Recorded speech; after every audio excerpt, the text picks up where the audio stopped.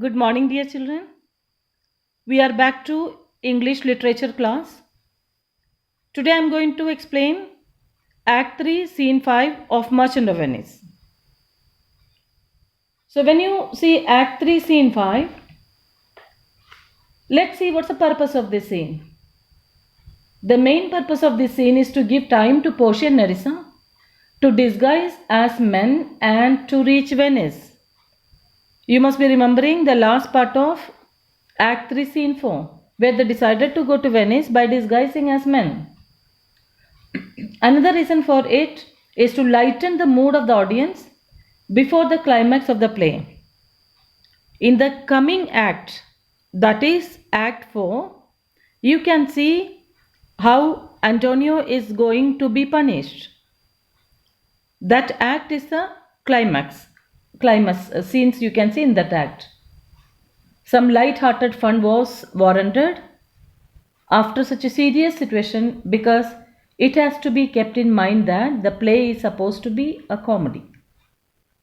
Here you can see Lancelot is teasing Jessica that she is damned for having abandoned the faith in Judaism by marrying Lorenzo, and she assures him that she will be saved by her husband who is a believer. That time Lorenzo enters telling Lancelot to instruct the servants to lay down the dinner. Here Lancelot twists his words and uses some puns. So let's go to Act 3, Scene 5.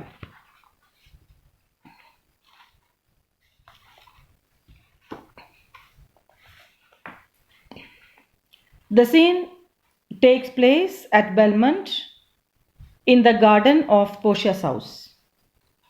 When the scene opens, you can see Lancelot and Jessica standing over there. And they are conversing with each other. A light-hearted conversation between them. Lancelot: yes, truly, for look you, the sins of the father are to be laid upon the children. Therefore, I promise you, I fear you, I was always plain with you, and so now I speak my agitation of the matter. Therefore, be of good cheer, for truly I think you are damned. You are damned. Here, they are. You know that Jessica and Lancelot are good friends. They are friendly, and they are frank with each other. And here, Lancelot is teasing Jessica. He says that I have often seen that children are punished for the sins of their fathers. The sins of the father are to be laid upon the children. If fathers do sins, for that God will punish the children. Therefore, I tell you, I am anxious about what may happen to you. He fears that he is anxious what is going to happen to Jessica. And he says that I was always plain with you. I was always honest to you. So now I'll tell you about my great fear on this point. So here agitation means fear. So actually the word agitation should not come here. His habit is to mix up the words. So for the word fear, he is using agitation. Therefore, be of good cheer. So he says that no problem. Be happy. And I think you are damned. He says that I think you are damned. Damned means you will be punished by God after your death for the sins what you have done in this life. I feel so. He says that. Then what is the answer of Jessica? How did she contradict? She contradicted Lancelot by saying, I shall be saved by my husband. He hath made me a Christian. So she is not bothered about such things. She says that, I will not be punished by God. My husband will have, I shall be saved by my husband because after marrying him, I will turn into a Christian. Then Lancelot. For Lancelot, this has become a hopeless situation. He says that, truly, the more to blame he. We were Christians, before. even as many as could well live one by another. So he says that, honestly, if I tell you, truly means honestly, your husband to be blamed. Why Jessica's husband to be blamed? Because there were enough of Christians before he converted her into Christian who could live together. Enough Christians were there. And one more member has come into Christianity. So what will happen with that? This making of Christians will raise the price of hogs. If we grow all to be pork eaters, we shall not shortly have a rasher on the coals for money. So what's a problem? Because of her converting into a Christian. This making of Christians, if Christians are increased in this manner, it will raise the price of pigs. Before also you know that it's told that Christians, Shakespeare has written that Christians eat pig, that is pork, meat of pig. So if she also already very less pork was there and now she also got converted into Christianity, so there will be a shortage of pigs. This is because if we are all become pork eaters, we will not get any price. A slice of bacon to cook over the coal fire. There will be shortage of meat, that is meat of pigs, if she also comes to Christianity. I'll tell my husband, Lancelot, what you say. Here he comes. So Jessica saw her husband coming. So Jessica wants Lancelot that I'm going to tell my husband whatever you said. And Lorenzo, I shall grow jealous of you shortly. Lancelot, if you thus get my wife into corners. So quietly, Lorenzo says to Lancelot that you are talking very quietly to my wife, and I may feel jealous if you do so. Jessica, nay, you did not fear us. Lancelot and I are out. So no need to feel jealous, no need to fear, because we are quarreling. He tells me flatly, there is no mercy for me in heaven because I am a Jew's daughter. And he says, you are no good member of the Commonwealth, for in converting Jews into Christians, you raise the price of pork. So Jessica says that why they were quarreling? Because Lancelot told her that Jessica was not going to get peace in heaven because she was a Jew's daughter. Further, he says that Lorenzo is not a good member of Christianity because he converted Jessica into Christianity and thus increasing the price of pigs. Lorenzo to Lancelot, go in, Sirrah, bid them prepare for dinner. Lorenzo gives the order, go in, Sirrah, bid them prepare for dinner. Actually, when you see that, Lancelot wanted to give the order to Lorenzo wanted to give the order to ask them to prepare dinner, but he told prepare for dinner. Actually, this is wrong, and this part was caught by Lancelot. That is done, sir. They all have stomach. They have all stomach.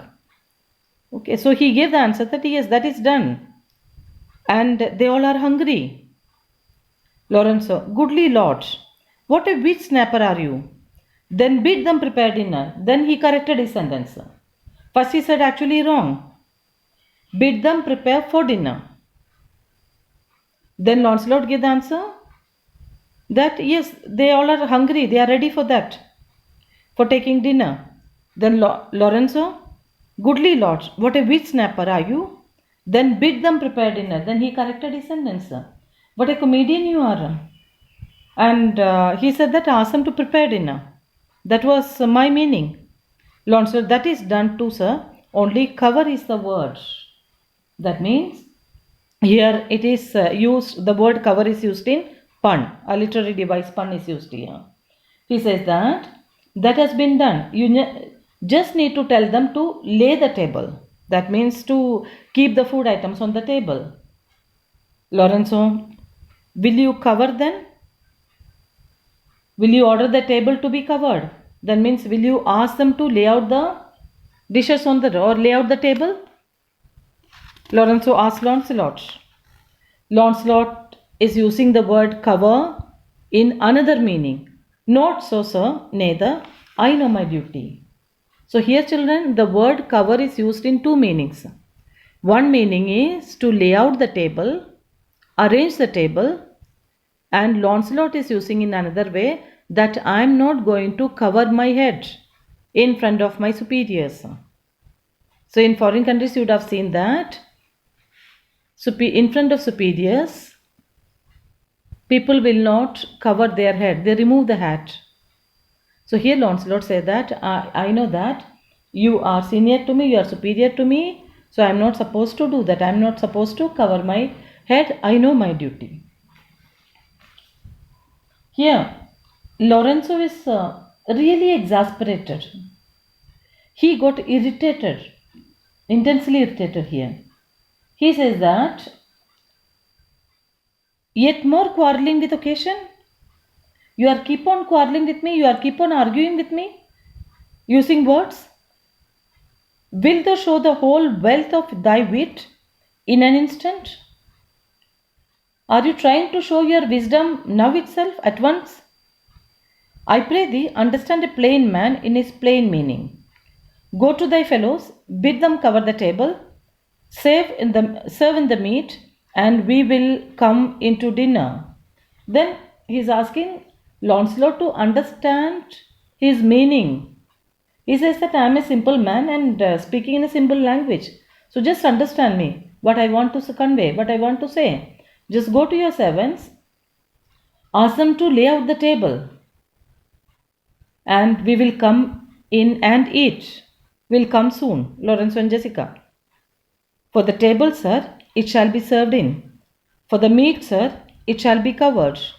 For your coming into dinner, sir, why, let it be as humorous and conceit shall given. So Lancelot gives the answer that everything will be done. Table will be laid out, food will be kept, and that is coming for dinner. Let it be up to your wish. Whenever you wish, you can come. Lorenzo, oh dear discretion, how his words are suited. So he says that what a choice of words. The fool hath planted in his memory an army of good words. So here Lorenzo is very impressed by the words of Lancelot. Children, during Elizabethan period, the jesters or the fools of his drama were very intelligent. They used to fool others. They were acting as fools, but they used to be very intelligent and they used to try to fool others. So here you see Lancelot, he has got lot of words, different words in his wisdom or in his memory, and according to the time he uses it.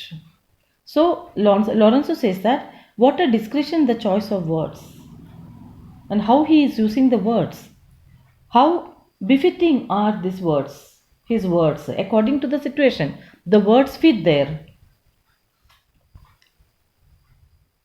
An army of good words, and I do know are many fools that stand in better place, garnished like them, that for a tricksy word defy the matter. So he says that there are many higher ranking men in the life than this fool. They are foolish and without discretion as he is.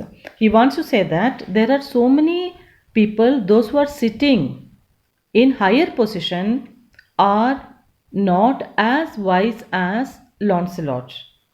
Lancelot is wiser than some of the people, those who are sitting in a higher position. Those people don't have such a discretion of words. So that's what I told you during this Elizabethan period. And in this drama, Shakespeare made jesters, and those jesters used to be more intelligent than the ordinary people, and they used to fool others.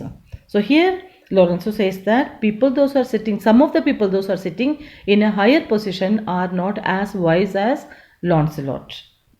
They don't have such discretion of words. Then, how cheerous though, Jessica? And now, good sweet, say thy opinion, how dost thou like the Lord Bassanio's wife? Now Lorenzo turns to Jessica and asks Jessica how she liked Bassanio's wife, that is Portia. Jessica, past all expressing, it's very meet the Lord Bassanio live an upright life. For having such a blessing in his lady, he finds the joys of heaven here on the earth. And if on the earth he do not mean it, then in reason he should never come to heaven. So she says that I don't have words to express.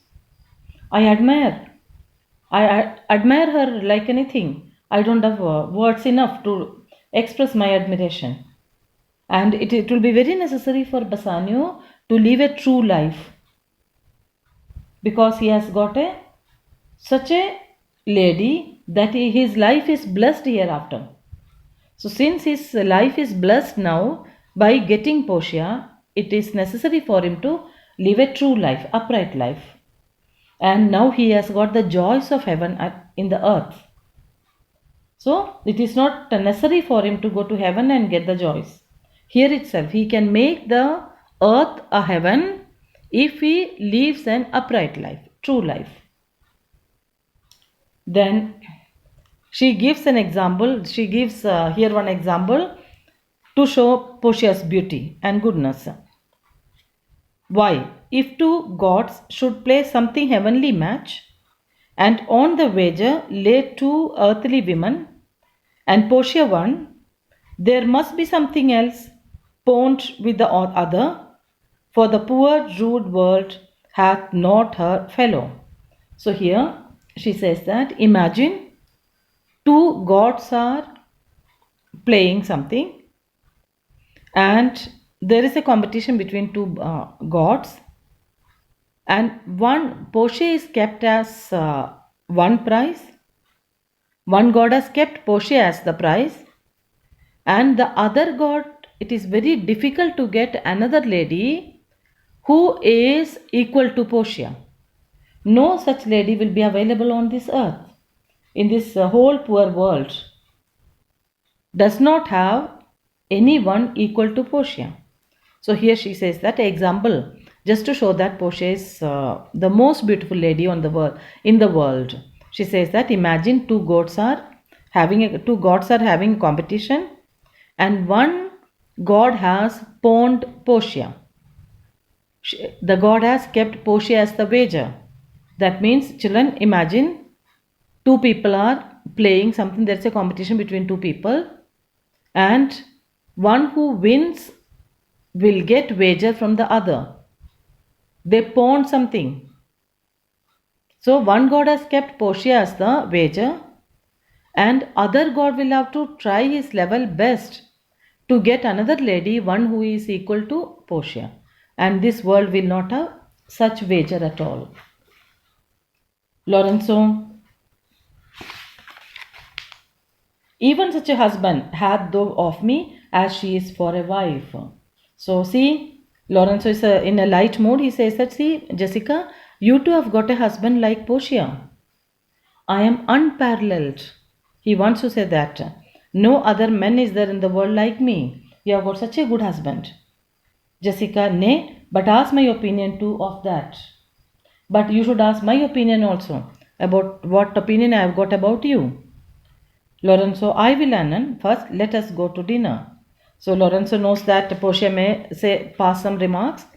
Jessica may pass some remarks. He says that let's go for dinner. There we will talk. Jessica, nay, let me praise you while I have a stomach. Jessica refuses, and she says that no, now I have got intention to praise you. So now let me praise you. Then Lorenzo didn't agree. Lorenzo knew that Jessica may pass some negative remarks. So he says that, no, pray thee, let it serve for table talk. Then howsoever thou speakest among other things, I shall digest it. So he had an intention, he had a clue that Jessica may not speak very good about him. So he says, no, let us keep this talk for the table talk. That is, when we are taking food, we will talk. Then whatever you say, along with the food, I will digest it. Jessica, well, I'll set you forth. Okay? I'll praise your qualities. We'll go there. While taking food, I'll praise you. So they departed with such joyful gesture. So it's a very short scene and important also, because this scene, the purpose of this scene, already in the beginning I told you, just a time pass. We need to give Portia and Nerissa to disguise and reach Venice. So children, please read again and again, understand it, then go to the workbook. Thank you. Have a nice day.